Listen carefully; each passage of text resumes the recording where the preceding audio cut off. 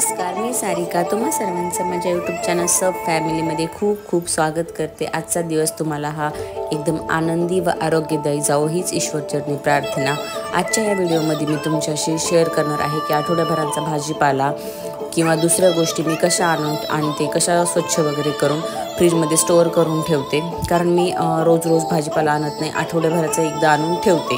कारण नेहमी बाहेर जाणं आपल्याच्यानं खूप जणांना असं होतं की नेहमी बाहेर जाऊन भाजीपाला घेऊन येणं शक्य होत नाही।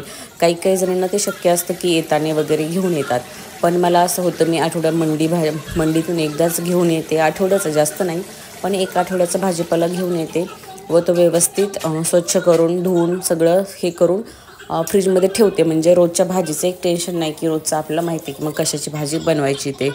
त्यामुळं मग तुमच्याशी मी आज ते शेअर करत आहे की मी काय भाज्या घेऊन आले व कशा स्वच्छ धुवून वगैरे व्यवस्थित ठेवते। मी आता सगळ्या जे आपले फळभाज्या असतील किंवा फ्रूट्स असतील, काकडी, गाजर, ह्या सगळ्या गोष्टी या सगळ्या धुवून आपण जे भांड्याचं आपलं टोपलं असतं भांडेपालते घालण्याचं त्याच्यामध्ये ठेवते। म्हणजे आपोआप त्यातलं एक्स्ट्राचं जे पाणी आहे ते तोपर्यंत खाली हे होऊन जातं। व जेवढ्या काही पालेभाज्या आहेत त्या मी धुत नाही किंवा काहीच नाही, पालेभाज्या फक्त मी स्वच्छ निसते आणि कॅरी बॅगमध्ये किंवा कपड्यामध्ये किंवा कॉटनच्या ज्या फ्रीजमध्ये आपण बॅग वापरतो त्याच्यामध्ये तुम्ही व्यवस्थित ठेवू शकतात। व इथं माझी पालक निसायला सुरू आहे व पालक, मेथी हे बडीची फेवरेट गोष्टी आहेत, त्याला खूप आवडते भाजीपाला खायला। तो डॉगी आहे का बकरी हेच आम्हाला कधी कधी प्रश्न पडतो। तो असा शांत झोपून मला दाखवून देतोय की मी घेत नाही आहे, पण हळूच त्याच्या पुढच्या पायाने तो एक एक पाला घेऊन जातो व तो खात नाही। आणि खाल्ला तरी कसं मग नंतर कधी कधी उलटीचा वगैरे प्रॉब्लेम होतो, त्यामुळे मी त्याला ते नाही खायला देत। त्याला पालक वगैरे बॉईल करून भातासोबत देत असते। व इथं आता मी पण भाज्या निसलेल्या आहेत काही, भाज्यांचं सगळं पाणी निघून गेलं होतं, त्यामुळं खाली एक स्वच्छ कपडा टाकलेला आहे, वरतून फॅन लावलेला आहे। कारण भाज्या ह्या लवकर वाळत नाहीत व आपल्याकडे काही बाहेरून हवा वगैरे एवढी येत नाही आहे, आणि आली तरी दरवाजा खिडकी बंद असेल, फॅन खाली टाकलं तर लवकर होऊन जातं। बाहेरून तुमच्या जर चांगली हवा येत असेल तर चांगलंच आहे।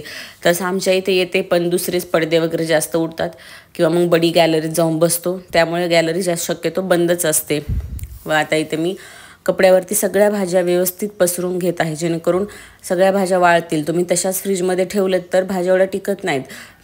विशेष म्हणजे तुम्ही पालेभाज्या आहेत त्या तर आणल्या त्या दिवशी निसणं, स्वच्छ निसून घेणं त्यांना, व थोडेफार काही जे भाजी मंडीमध्ये पाणी वगैरे मारतात ते पण थोडंसं बाहेर निसल्यानंतर एका टोपलीत किंवा एका ह्याच्यामध्ये पसरून ठेवून थोडंसं ते पाणी वाळू देणं व नंतर फ्रीजमध्ये स्टोअर करून ठेवणं हे कधीही बेटर राहतं। तुम्ही जर तसंच फ्रीजमध्ये स्टोअर करून ठेवाल तर भाजी जास्त दिवस नाही टिकत, लगेच खराब होते।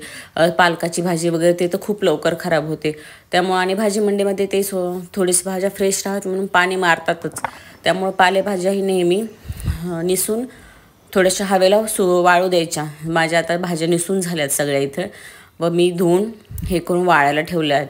आता हे सगळं वाळल्यानंतर मी व्यवस्थित कॅरी बॅगमध्ये भरून सगळं फ्रीजमध्ये ठेवणार आहे।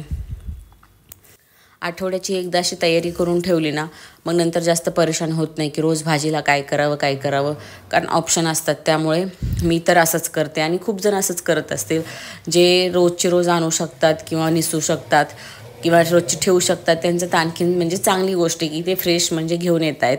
पण ज्यांना शक्य नाही ते असं आणून व्यवस्थित स्वच्छ वगैरे करून ठेवू शकतात आपल्या फ्रीजमध्ये।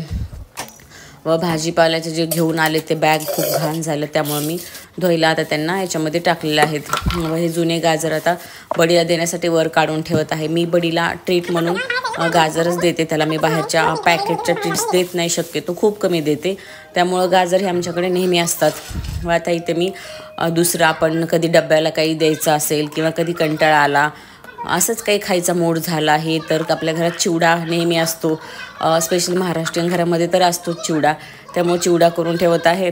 व त्यासोबतच डब्याला कधी काही भाजी आवडीची नसेल किंवा तोंडाला चव नसेल ते अशी शेंगदाण्याची चटणी करून ठेवली ना की मग बरं पडतं। भाजी कधी मिस्टरांना असतं ना की ही भाजी जास्त आवडत नाही आहे, पण तरी ठीक आहे खायला पाहिजे म्हणून आपण देतो कंपल्सरी, त्यासोबतच मग चटणी दिली तर आवडीनं खातात, असं नाही की उपाशी राहिले किंवा पोट नाही भरलं। त्यामुळे मी तर शेंगदाण्याची चटणी करून ठेवते व अशी शेंगदाण्याची चटणी खमंग होते व मस्त महिनाभर टिकते। आणि तुम्ही करून बघा, अशी खूप छान होते, एकदम टेस्टी। तुम्ही तिखट हे तुमच्यानुसार टाकू शकतात. आमच्या इथे तिखट आवडते म्हणून मी तिखट भरपूर टाकते. व चिवडा ही आमच्या इकडे म्हणजे जास्त काही त्यात टाकलेलं आवडत नाही. फरसाणही आवडत नाही ॲक्च्युली, पण तरी मी ते फरसाण टाकलेलं आहे. जितका प्लेन असेल तितका चिवडा. व इथे मी सकाळच्या भाजीसाठी कारलं चिरून त्याच्यामध्ये लिंबू, हळद व मीठ घालून ठेवते.